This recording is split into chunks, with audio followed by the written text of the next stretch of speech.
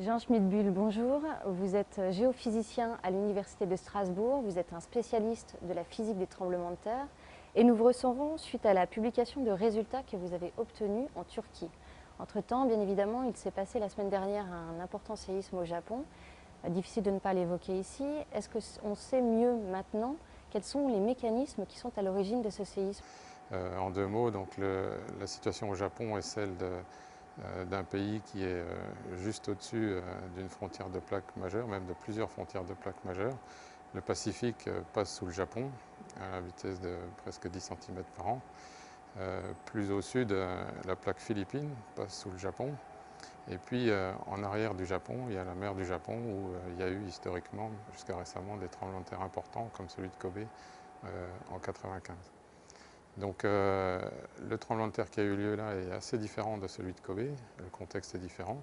C'est celui vraiment sur la frontière de plaques, lié à cette subduction, où du fait de la vitesse très rapide de la subduction, on s'attend à un renouvellement des tremblements de terre de grande ampleur, de magnitude 8 à peu près tous les 100 ou 200 ans. Vous voulez dire qu'on s'attendait au séisme qui s'est produit non loin de Sendai la semaine dernière? Sur le long terme, on s'y attendait, c'est-à-dire au sens de quelques années, voire quelques dizaines d'années. Je pense que c'était effectivement attendu. Maintenant, l'heure est précise à laquelle il devait arriver, et ça, effectivement, c'était beaucoup moins bien connu. Alors, ce qui nous emmène directement à vos travaux. Vous avez donc travaillé sur un séisme qui s'est produit en 99 à Izmit, en Turquie. Et vous pensez avoir détecté un signal avant-coureur du séisme. Est-ce que vous pouvez nous expliquer? Oui, alors c'est une découverte, je pense, qui est vraiment intéressante. Elle est le résultat de longs travaux, puisque c'était plus de 10 ans après le tremblement de terre proprement dit. Et alors, qu'est-ce qu'on a vu? Ce qu'on a vu, c'est en gros trois éléments sensibles, importants. Le premier, c'est qu'il y avait un tout petit tremblement de terre juste avant le tremblement de terre principal. Donc il y a eu une répétition d'un tout petit tremblement de terre pendant 40 minutes. Il s'est répété au moins 18 fois, et peut-être même 40 fois. Et donc c'est ce signal-là, d'une répétition d'un tout petit tremblement de terre, d'une magnitude proche de 1, 2, le plus grand étant presque 3, juste avant le tremblement de terre, qui est vraiment le signal fort qu'on a vu. Donc le deuxième point, c'est que c'est un tremblement de terre, on a pu montrer, qui se produisait exactement au même endroit. Et en particulier au même endroit que le démarrage du grand tremblement de terre. Donc ça, c'est un résultat très étonnant auquel on ne s'attendait pas. C'est un résultat qui a été montré de façon assez intéressante parce qu'en fait on disposait que d'une station très proche de la faille. Et le troisième point clé, ça a été de montrer que la répétition de ce signal se faisait à des vitesses très rapides, et beaucoup plus rapides que la vitesse des plaques tectoniques. Donc ça, je pense que c'est ces trois éléments réunis qui nous permettent de montrer que, en fait, ce petit tremblement de terre était un espèce de grain de sable dans un système qui bougeait à plus grande échelle et qui était vraiment la préparation proprement dite du tremblement de terre. Un mouvement sans bruit qui était la phase de préparation. Et heureusement qu'il y a eu un petit gravier ou un petit grain de sable dans le système qui a coincé et qui a émis un peu du signal qui, pour nous les sismologues, était l'outil et l'information qui nous a permis de le voir. Vous dites que c'est un petit grain de sable, que c'est un glissement silencieux. Est-ce que ça veut dire qu'il y a 12 ans en arrière, quand on a commencé à regarder les dessins des sismographes, est-ce que c'était un signal qu'on n'avait pas vu? C'est un signal qu'on avait vu, enfin que les collègues turcs avaient vu, avaient clairement vu. Par contre, il n'avait pas été vraiment bien interprété à ce moment-là. Il avait été vu partiellement et pas forcément interprété complètement. Et c'est en fait la tentative d'interprétation qu'on fait maintenant qui a pris du temps. Ce qu'il faut rappeler tout d'abord, c'est que la Turquie a un chantier, enfin en particulier la faille nord-anatolienne, a un chantier tout à fait unique au monde. C'est une zone où il y a des très grands tremblements de terre de façon récurrente. C'est une zone où il y a eu des enregistrements depuis très longtemps. C'est une zone où il y a eu un effort instrumental, en particulier ces dernières années, fort. Donc on dispose de beaucoup de données. Le deuxième point, c'est que on doit beaucoup aussi à des efforts instrumentaux qui ont été faits dans d'autres régions. En particulier au Japon, si on veut revenir au Japon, il faut quand même se rappeler que suite au séisme de Kobe, les institutions japonaises ont fait un effort instrumental colossal, unique au monde, d'aller disposer une quantité incroyable d'instruments tout au long du Japon, qui a permis d'écouter la Terre d'une nouvelle façon, on peut le dire comme ça. Ça a tellement fait évoluer la capacité d'écoute et la qualité du micro, en quelque sorte, qu'on a mis pour écouter ce qui se passait, qu'on a vu des tas de nouvelles choses. On a vu en particulier des tremblements de terre qu'on n'avait jamais vus avant, des tout petits tremblements de terre, et puis certains qui pouvaient durer aussi des dizaines de minutes, voire des heures. Ils ont une forme de réponse à basse fréquence. Si on veut donner une image simple, c'est comme si on écoutait une musique, on se mettait à amplifier les graves dans le son. Et on entend ce signal basse fréquence qu'on n'entendait pas avant. L'autre gros effort instrumental qu'on doit à des avancées techniques récentes, c'est le GPS. Parce que maintenant, on a un suivi GPS assez continu. Et ça, c'est des efforts qui ont été faits par nos collègues américains qui ont vu, en particulier au large du Canada, au niveau des cascades, qu'il y avait des mouvements qu'on pouvait identifier par le GPS qui étaient tout à fait étonnants, inattendus. On voyait, on a vu que en gros tous les ans ou un peu plus, le système bougeait de façon complètement inattendue, de quelques millimètres, et ça de façon très récurrente. Et que quand on a rassemblé toutes ces informations, on a vu que la Terre, enfin le système, les failles bougeaient différemment de ce qu'on avait imaginé jusque-là. Et c'est des signaux qui correspondent à quoi? C'est toute une activité de recherche, de bien comprendre l'origine physique de ça. Pour le moment, on a des pistes, mais on n'est pas encore sûr. Il y a des candidats comme des migrations de fluides, des mouvements lents, etc. Mais il n'y a pas forcément de certitude complète. Donc là, ça c'est en tout cas un cadre un peu nouveau qui était important. Et une question importante était de savoir si ce qu'on voyait en Turquie ressemblait ou était justement un candidat physique pour interpréter ces signaux-là. Il y a ces signaux long, le fait qu'il puisse y avoir un tremblement de terre long, un processus long qui donne une activité sismique, ça c'était un élément de la construction, de reconstruction du puzzle. Un autre élément, ça a été de quantifier et de caractériser des tremblements de terre qui se répètent. On en a vu, ça s'est vu ailleurs. Au Japon, il y a des endroits où c'était très clairement identifié qu'il y a des tremblements de terre qui se répètent de façon extrêmement régulière. C'est très étonnant. D'ailleurs, on peut prédire l'arrivée du suivant et il arrive exactement au moment où il est arrivé. Simplement, c'est un tout petit tremblement de terre qui devient en fait un marqueur un peu passif de ce qui se passe. Ce n'est pas le phénomène vraiment déclencheur du grand tremblement de terre. Et ça a été une transformation assez forte dans la façon de penser les tremblements de terre, c'est qu'ils peuvent être, dans certains cas, des marqueurs de ce qui se passe en profondeur. Et plutôt que d'aller mettre des dizaines de capteurs au voisinage de la faille dans des conditions difficiles, on a peut-être, dans certains cas, pour certains tremblements de terre, des capteurs qui sont vraiment au niveau de la faille, in situ, qu'on peut suivre. Et ça, c'est quelque part une forme de révolution. Donc il faut comprendre ça, il faut bien comprendre la physique pour savoir justement qu'est-ce qu'on est en train de voir, comment transformer cette information, ce son qu'on entend, en une quantité de déplacement qui est vraiment sur la faille et qui peut nous renseigner sur la façon dont est en train de bouger le système, même s'il ne fait pas de bruit. Le point fort de notre résultat, c'est qu'ils se mettent à se répéter à des vitesses qu'on n'avait jamais vues. C'est beaucoup plus rapide que tout ce qu'on n'avait jamais vu. D'habitude, ils se répètent à des vitesses qui sont assez proches du chargement tectonique. Et là, dans notre cas, en Turquie, on s'est mis à voir qu'ils se reproduisaient, enfin, ils se redémarraient à des vitesses beaucoup plus grandes, des milliers de fois plus rapidement. Donc on met en évidence comme ça, par cette idée que ça devient des traceurs de quelque chose qui se passe, que la faille, sur une certaine zone, hein, en gros quelques centaines de mètres, se met à bouger, à accélérer, de passer de la vitesse tectonique qui est quelques nanomètres par seconde à des fractions de millimètres par seconde. Et c'est cette phase-là qui dure quelques dizaines de minutes, sachant qu'après, le système va basculer dans un autre régime, à bouger à l'ordre du mètre par seconde pendant le tremblement de terre, et qu'en quelques dizaines de secondes, il va se propager sur des centaines de kilomètres. Donc si on doit résumer, sur le cas de la Turquie, de temps en temps, relativement souvent, on entend des séismes silencieux, des petits tremblements de terre silencieux. Et la particularité du signal que vous avez observé, c'est que ce tremblement de terre silencieux émet des ondes beaucoup plus rapides, beaucoup plus rapprochées les unes par rapport aux autres. On voit, et c'est ça je pense l'avenir dans ces domaines-là, c'est de comprendre le lien qui est entre une déformation lente, qui ne fait pas de bruit, et des tremblements de terre qui, eux, font du bruit et qui sont avec des vitesses de rupture beaucoup plus rapides. Jusque-là, on avait franchement scientifiquement séparé les deux phénomènes en disant qu'il y avait incompatibilité. Si ça se bougeait lentement, ça ne pouvait pas bouger de façon instable.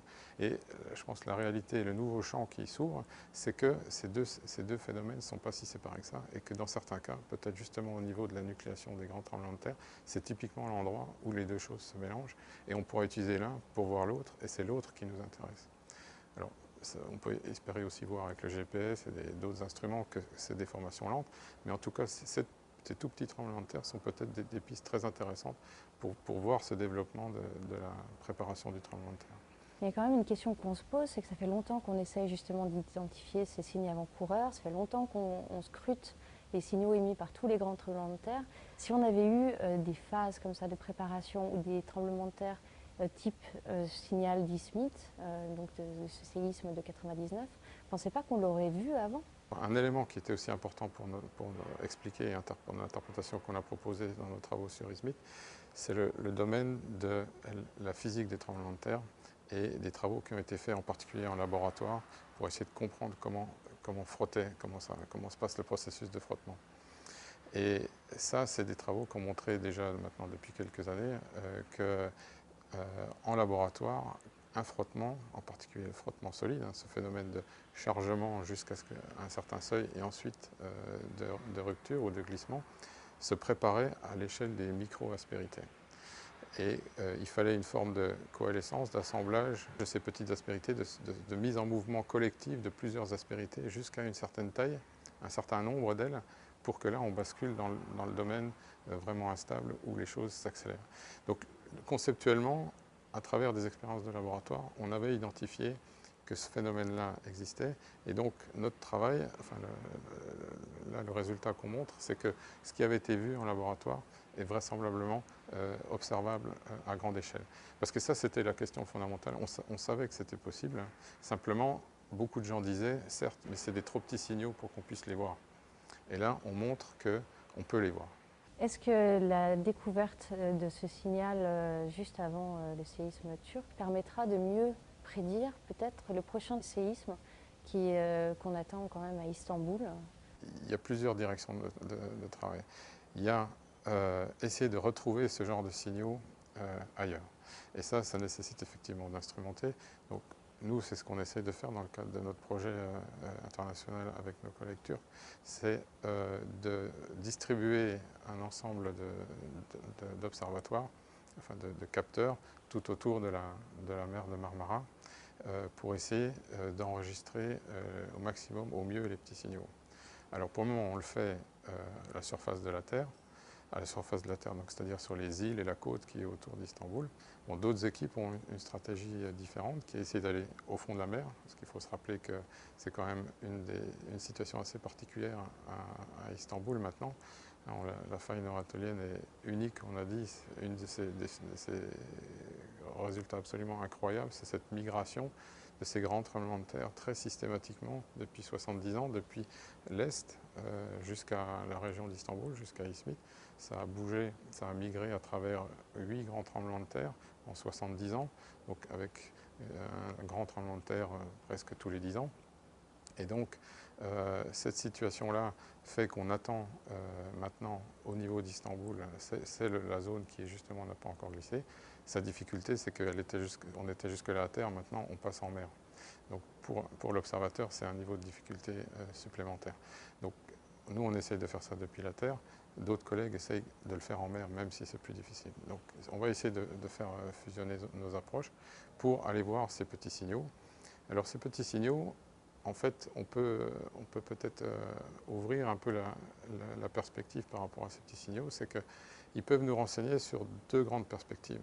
La première, c'est essayer de voir la trace de ce qu'on a vu pour Izmit, c'est-à-dire au niveau de la faille, à l'endroit où ça va démarrer, de voir qu'il se passe quelque chose, que des petits événements sont en train d'être la signature d'un mouvement, et ça, ce sera quelque part la vraie prévision de l'événement.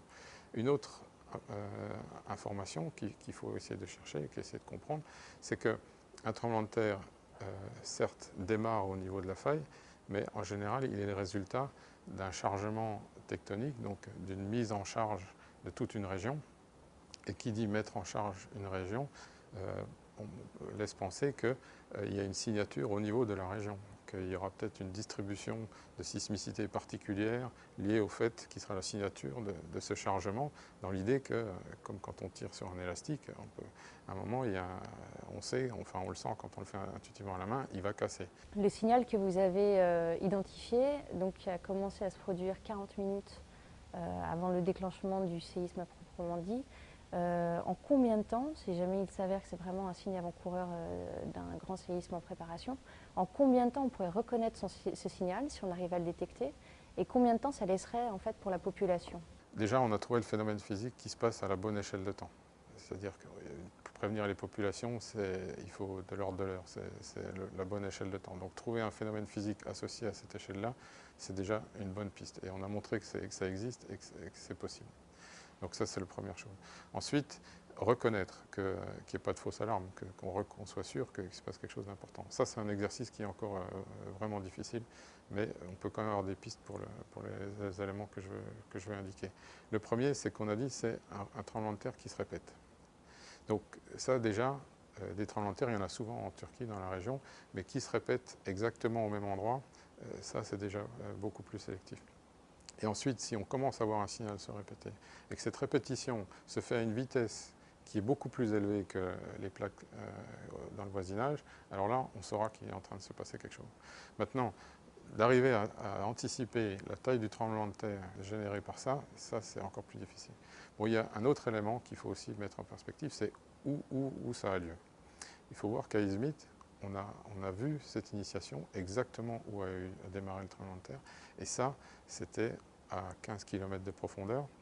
Et ça, ce n'est pas un endroit anodin. C'est un endroit particulier. C'est une transition entre un comportement de la partie supérieure, de la croûte terrestre, qui est très cassant, et le comportement plus en profondeur, qui, lui, est beaucoup plus ductile, qui se déforme beaucoup plus lentement. Donc, si on voit des choses arriver dans cette zone-là, dans cette zone où on peut combiner des déformations lentes, où la possibilité d'avoir une déformation lente d'envergure est possible, ça sera aussi un plus, enfin un élément favorable pour la détermination de l'arrivée de quelque chose de sensible. Là, on attend le prochain séisme à Istanbul, une ville avec des camions, avec énormément de choses qui peuvent produire des ondes. Est-ce que, typiquement, dans ce genre de situation, on pourrait être capable de détecter des signaux aussi faibles, au-dessous d'Istanbul, par exemple? Oui, effectivement, ça c'est une difficulté très importante. C'est une région extrêmement urbanisée, la région d'Istanbul, où il y a effectivement beaucoup d'infrastructures. Et obtenir un signal faible dans cette région-là n'est pas forcément facile. Donc, bon, il y a une stratégie qui est en fait la stratégie qui a été développée au Japon ces derniers temps. J'ai dit qu'il y avait un très gros effort instrumental qui était fait dans cette région-là. Une partie de leur effort, ça a été d'enfuir les stations à quelques centaines de mètres de profondeur pour s'affranchir d'une partie, au moins une partie, de tout ce signal lié à l'activité humaine.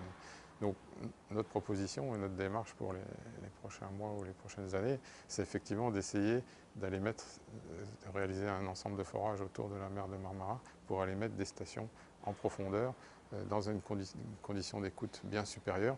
Alors c'est à la fois pour s'affranchir, mais c'est aussi pour aller se mettre sur la roche mère qui est vraiment compétente, qui nous permettra d'avoir un bon enregistrement, un bon couplage de l'instrument avec l'ensemble du massif qui sera autour et d'avoir une qualité d'écoute qui sera bien meilleure aussi à cause de ça. Est-ce qu'à votre avis, un jour, il sera possible de prédire la survenue des grands tremblements de terre, le lieu et la date? Je crois qu'il faut rester prudent aujourd'hui sur ça. Il y a encore beaucoup de travail. Je l'ai dit, il y a 3 grands types de démarches pour essayer de prédire, c'est d'avancer dans la prévision. Le très long terme, avoir une histoire et s'intéresser à l'histoire sismique d'une région, c'est très important, ça donne le cadre général de ce qui va se passer. pour la question de l'estimation du risque, c'est un paramètre important. Il y a des progrès à faire pour mieux intégrer cette histoire dans les cartes de prévision qu'on peut faire. Le deuxième élément, c'est effectivement travailler sur ce qui se passe pendant un tremblement de terre. Là, on commence à bien comprendre ce qui se passe, et donc c'est quand même une fois qu'on aura bien compris ce qui se passe qu'on saura aller chercher l'information qu'il nous faut. Peut-être il faudra développer des instruments d'un nouveau type pour aller voir ces déformations lentes en profondeur. On a vu qu'il y a eu des efforts instrumentaux ces derniers temps. En continuant, en les orientant vers justement les observations qu'on veut chercher, on pourra peut-être imaginer améliorer encore les choses. Et puis, il y a le domaine de l'alerte, être capable de prévenir quand on est vraiment sûr. Et bon, nos travaux, effectivement, essayent de se positionner un peu entre ces deux domaines, bien comprendre et à la fois donner de l'alerte. L'alerte jusque-là, elle est très liée à la propagation des ondes sismiques. C'est des échelles de temps extrêmement rapides, puisque les ondes se propagent peut-être plus lentement que dans une ligne de téléphone, mais quand même très rapidement. Donc on n'est pas capable d'aller beaucoup plus vite que l'arrivée de ces ondes-là. Maintenant, si on identifie qu'il y a un phénomène lent qu'on peut voir plusieurs dizaines de minutes avant, on pourra déclencher les alertes des dizaines de minutes plus tôt. Et ça, effectivement, c'est toute une nouvelle piste pour ça. Mais pour avoir cette piste-là, il faudrait imaginer équiper la Terre entière, en tout cas tous les pourtours urbanisés, de capteurs en profondeur situés non loin d'un éventuel point de rupture.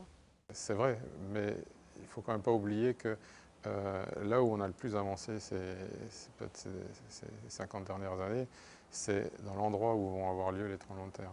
On sait que ce n'est pas uniformément sur la Terre. Il y a des régions où le risque est avéré, et en termes de localisation spatiale, on est beaucoup plus avancé qu'en termes de définition temporelle.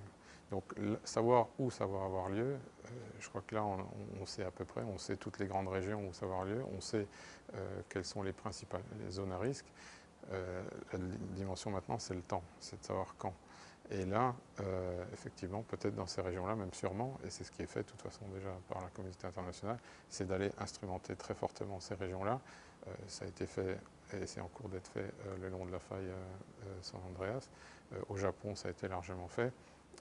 En Turquie, c'est certainement en train d'être fait. Donc ça, on passe par un développement instrumental effectivement conséquent pour essayer d'avancer sur ces questions-là. Mais les enjeux sont quand même le mérite, je pense, largement. Jean Schmidbull, merci d'avoir accepté de répondre à nos questions.